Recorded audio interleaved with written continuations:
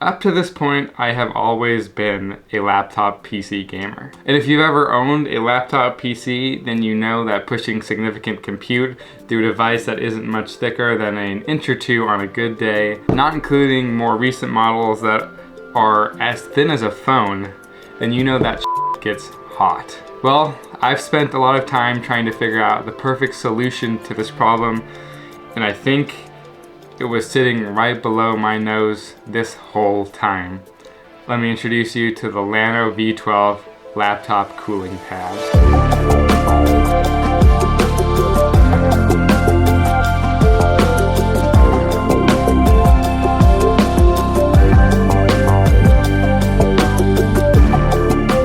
Laptop cooling requires two things to get right, I'd say. Part one, which most cooling solutions try to achieve, is simply providing more space between the surface you are using your laptop on and the laptop itself. This can be pretty easily done with something like a laptop stand, but this is where the second challenge arises. Not creating additional matter between the laptop and empty space below it, because this matter is where additional heat can get stuck, which can make it harder for the laptop to try to expel all that heat that's kind of locked inside of all of that new matter. This is why bigger air-cooled computers like desktop towers have heat sinks on top of the CPUs. They appear similar to the gills of fish instead of, say, a block of metal, because there's more surface area for the heat to pass through them, washing away the heat energy. So how do you take something like that and turn it into the cooling solution for the bottom side of a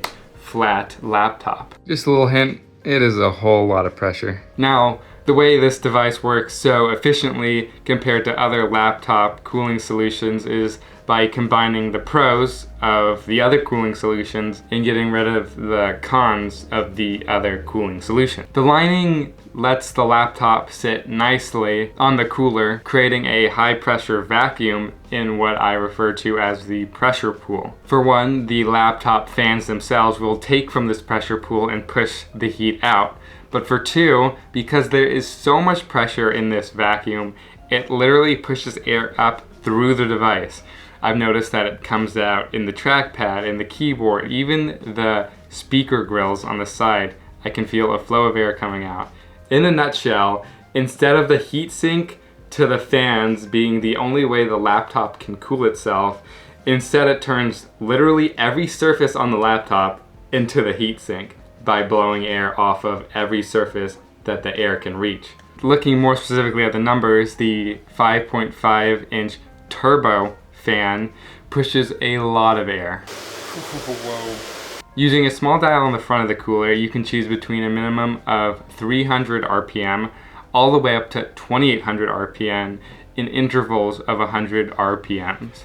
So honestly, I was just gonna read you the numbers and just be like, oh, look at these cool numbers. But I thought, why don't I just show you what that looks like? And so from 3 different camera angles, here are what 300 RPM and 2800 RPM looks like.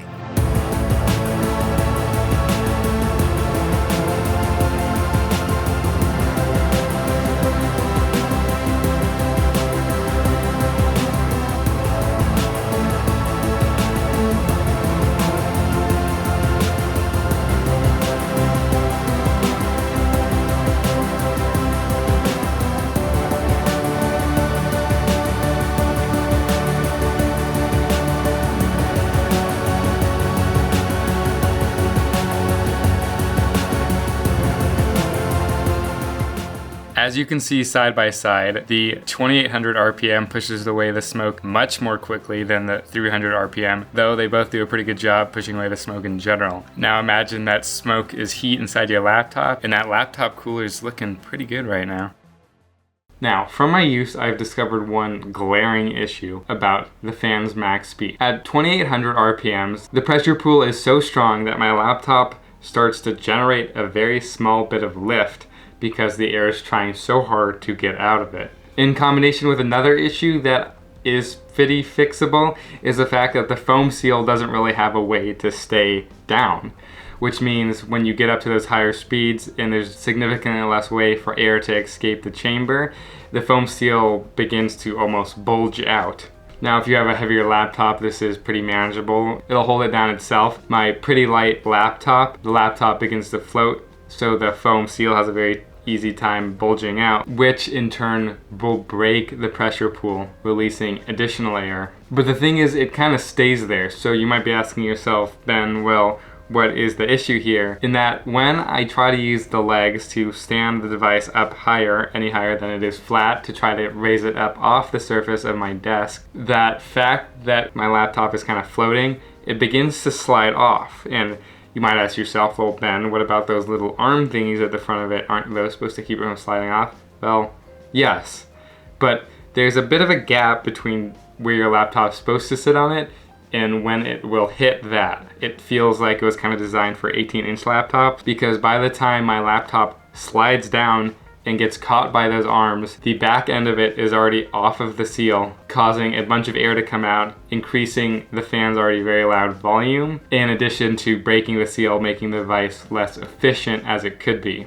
To counter this issue, I found while lifting the device off the surface of the desk, I found while putting an object under the front of the thing that is a similar height to the first level of the legs can stand at, works pretty well. I used a Apple Watch Series 3 case for this, and now that the laptop's flat, I haven't had any issues with it sliding off like I had before. So how well does the LLano V12 laptop cooling pad actually perform? Well, to give you some perspective, for well over 5 years now, I've spent my time with gaming laptops between the degrees of 85 and 99 degrees Celsius, which is literally the boiling point of water. In today's video, I'm gonna share with you 5 tips to boil water faster.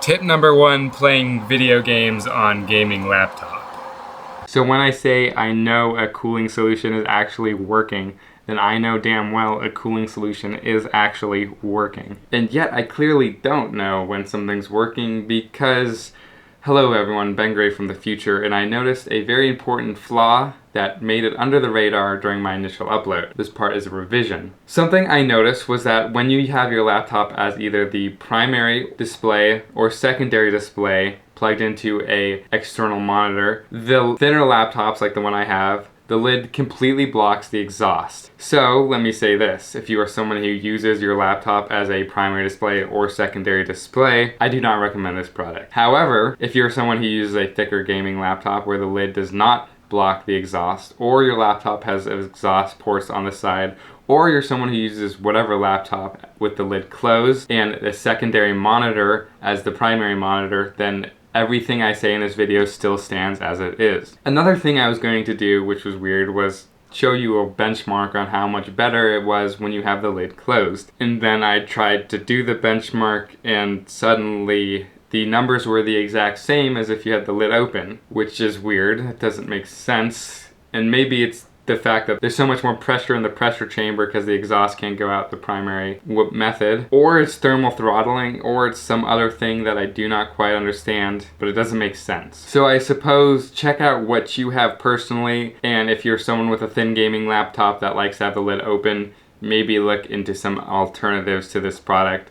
As for everyone else, everything else in this video goes as it was originally. At 2800 RPM, this cooler can cool my laptop by almost 12%, which is very incredible all things considered. Obviously, this depends on the game you're playing and the design of your laptop. For reference, I'm testing this on an ROG Zephyrus G16 2024 with an AMD 9 HX 370 with an RTX 4070 laptop GPU, link in description. And here are the following results. In Marvel Rivals, I see a drop from 92 degrees Celsius to 81 degrees Celsius. In Slime Rancher, it goes from 87 degrees Celsius to 75 degrees Celsius. In Risk of Rain 2, I see a drop from 90 degrees Celsius to 76 degrees Celsius. And in No Man's Sky, I see a drop from 92 degrees Celsius to 83 degrees Celsius. Something to note is this number might not be too impressive, but before I actually recorded the benchmarks, I cleaned out my fans, and that seems to have helped my laptop cool itself quite a lot, which I noticed results in the laptop cooler seeming to have a much less effect than I previously expected.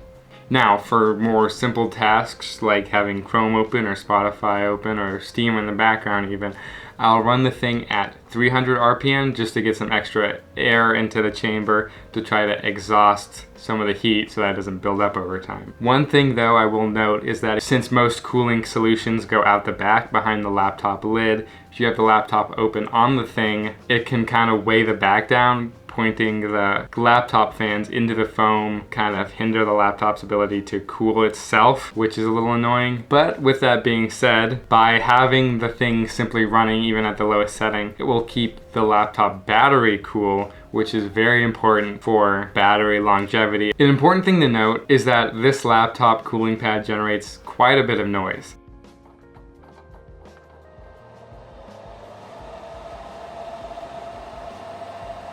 Anything up to 1800 RPM is fairly manageable, but anything between that and the maximum of 2800 RPM is pretty loud. Now, the fan setup that I had before, I was thinking, oh, nothing can get louder than having a literal fan on my desk, but damn, I would be dead wrong. This thing is almost 70 decibels just in your corner. So what I'd say to this is, if you're planning on using it to its maximum potential, have a pair of closed back seal headphones, not earbuds, just full on. That will drown it out for the most part. You'll be able to slightly hear it, but if you put on like any music or any game, you're gonna drown it out very quickly.